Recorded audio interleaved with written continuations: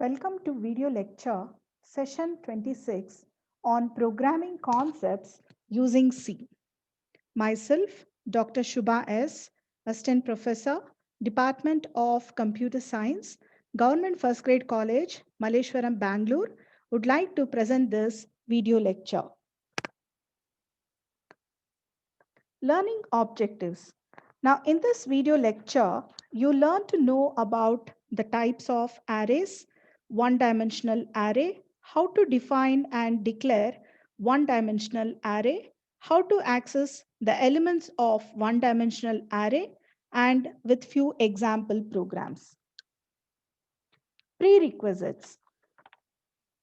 Now, in this previous video sessions, you would have got familiarized with the concepts of looping statements and have learned the basic concepts of arrays, definition of an array, and know the advantages and disadvantages of an array. Session outcome. So once you complete this video lecture, you will be knowing the types of arrays, understood the concept of one-dimensional array, how to define and declare one-dimensional array, and how to access the elements of one-dimensional arrays, and would have learned few programs. Types of arrays. So an array is a structured data type consisting of a group of elements having same name and same data type. In an array, there are three types: one-dimensional array, two-dimensional array, and the multi-dimensional arrays. So now in this video lecture, you learn more about one-dimensional arrays.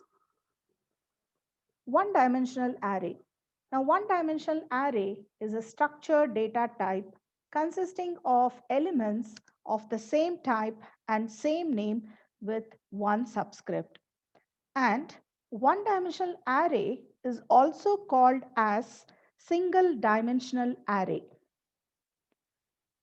Defining and declaring one-dimensional array. So we have seen that the type of every variable used in C program must be declared. So this type declaration has to be specified for an array as well. Moreover, the C compiler has to be supplied with an information about the number of elements in an array and their type. So this can be done by defining array type and array variables.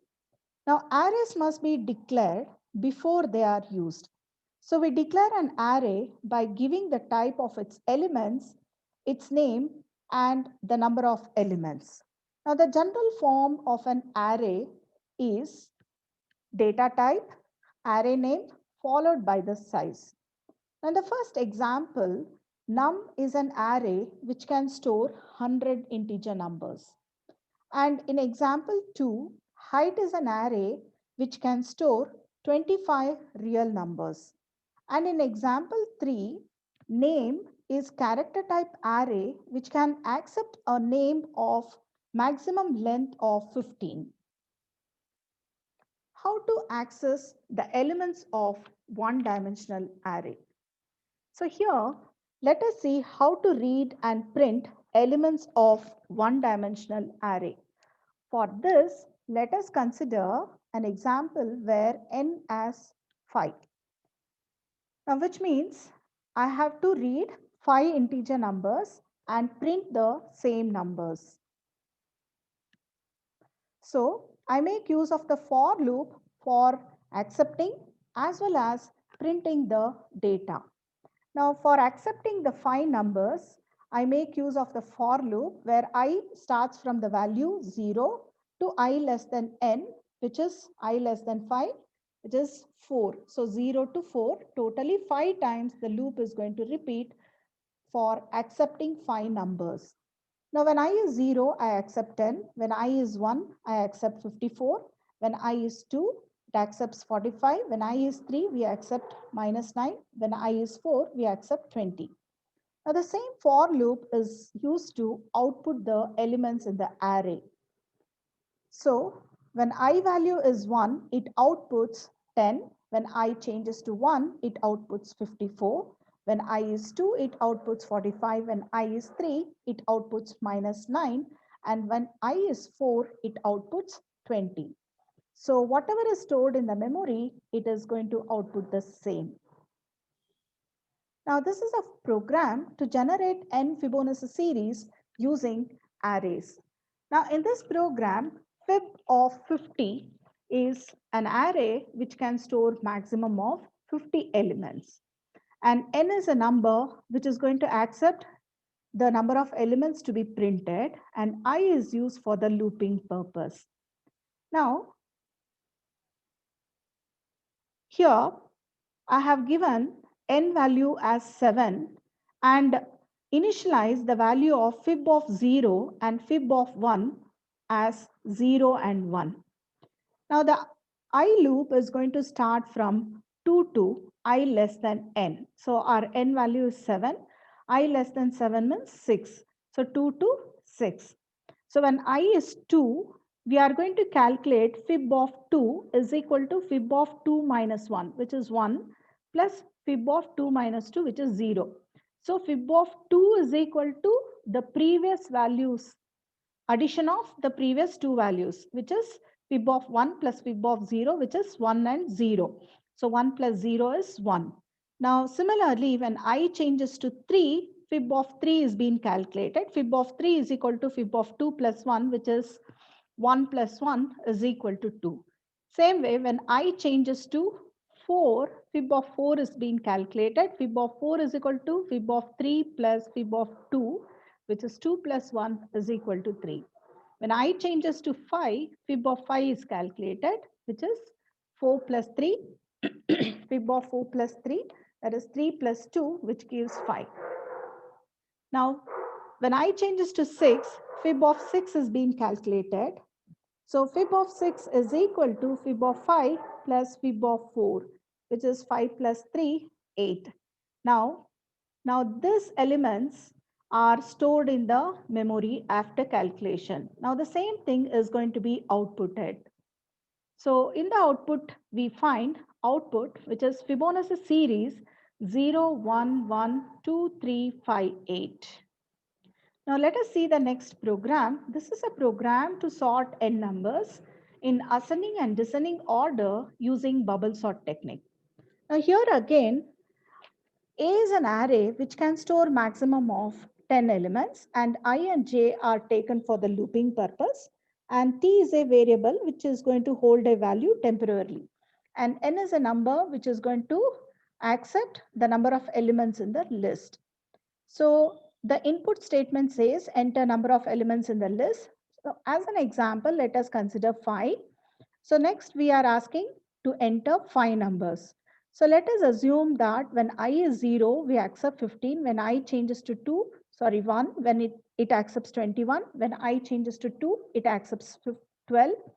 When I changes to 3, we accept 8. When I changes to 4, we accept the number 10. Now the logic of the program is like this. That is, when for I is equal to 1 to I less than n I plus plus, we have a loop. When inside the loop, we have a j loop, that is j starting from 0 to j less than n minus I j plus plus. Now inside the j loop, we have a decision statement. If a of j is greater than a of j plus 1. Now if this is true, the set of 3 statements are going to be executed. If it is false, again it continues with the j loop. Once the j loop gets terminated, I loop will take this next value. So let us see with an example. So in this statement, you can see that initially when I is 1, we have the list which is stored in the memory 15, 21, 12, 8 and 10.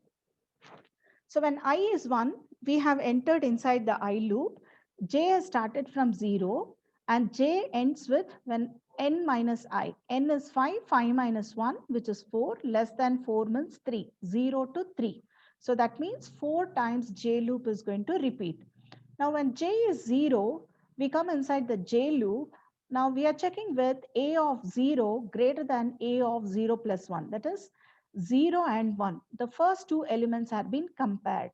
Now, if 15 is greater than 21, the three lines, that is, the control will enter inside the uh, block. Now, since it is not true, it will skip the sentence or the statements. So again, now J will change to 1. When J is 1, we compare A of 1 and A of 2. That means is 21 greater than 12?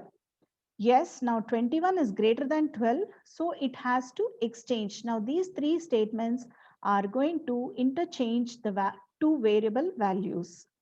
So you can see that the values are being interchanged.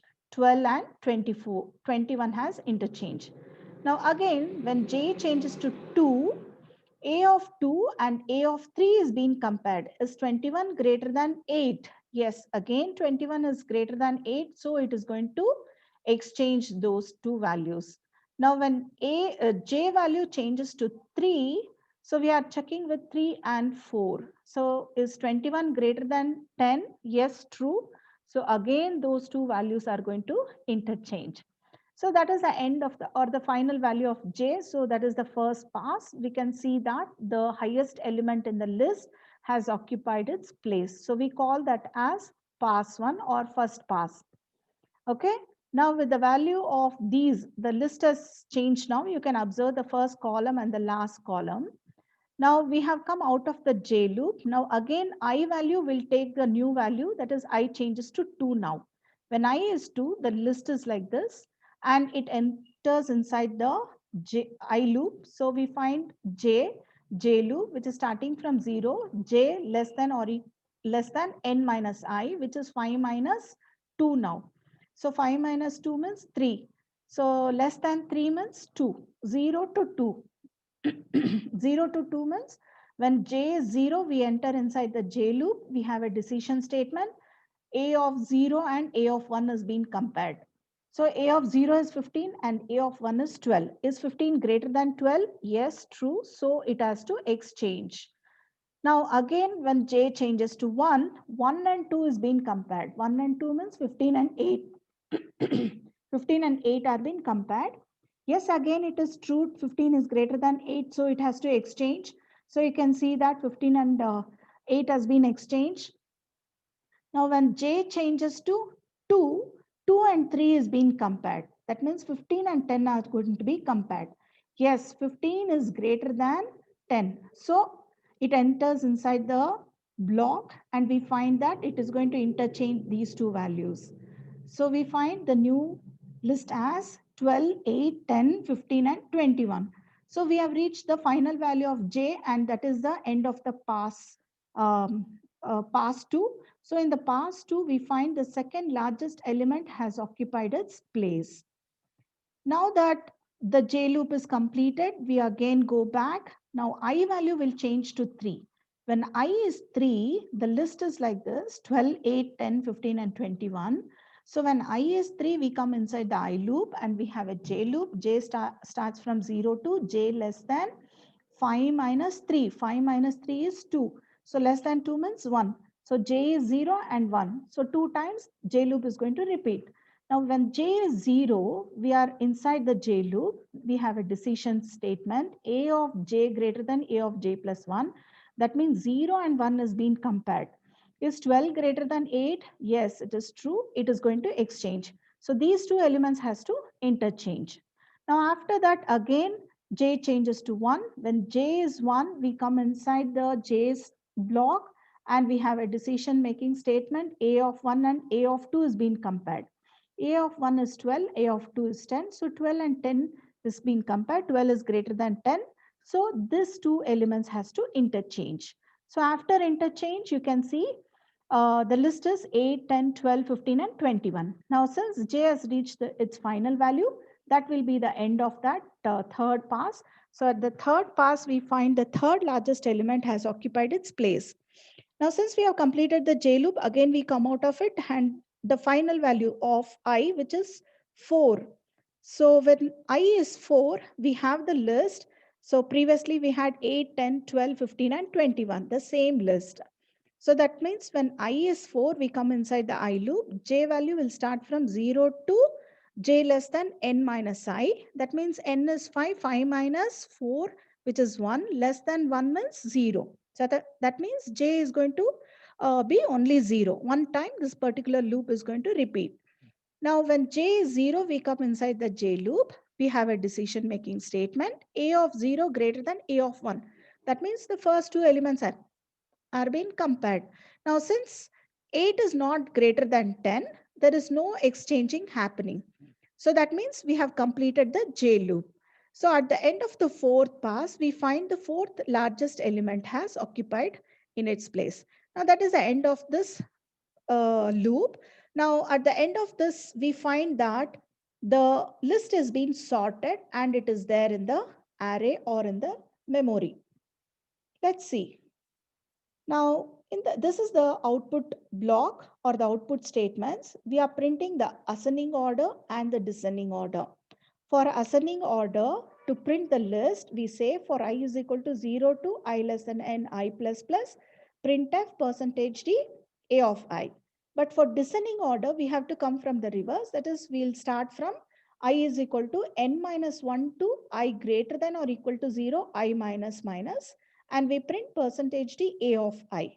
So this is how we print the list both in ascending and descending order. And we see that the list, that is the unsorted list, is being sorted. So now that we have come to the end of this video lecture, let us answer some of the MCQs. Now, which among the following is the right way to initialize an array? And the options are int num of 6 is equal to, within the flower bracket we have 2, 4, 12, 5, 45, 5. Int n of is equal to 2, 4, 12, 5, 45, 5. And option C, int n of 6 is equal to 2, 4, 12. Option D, int n of 6 is equal to 2, 4, 12, 5, 45, 5.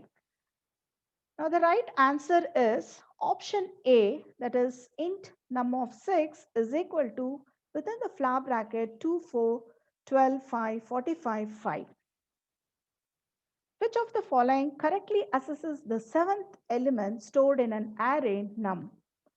Num of 6, num of 7, nu7, num.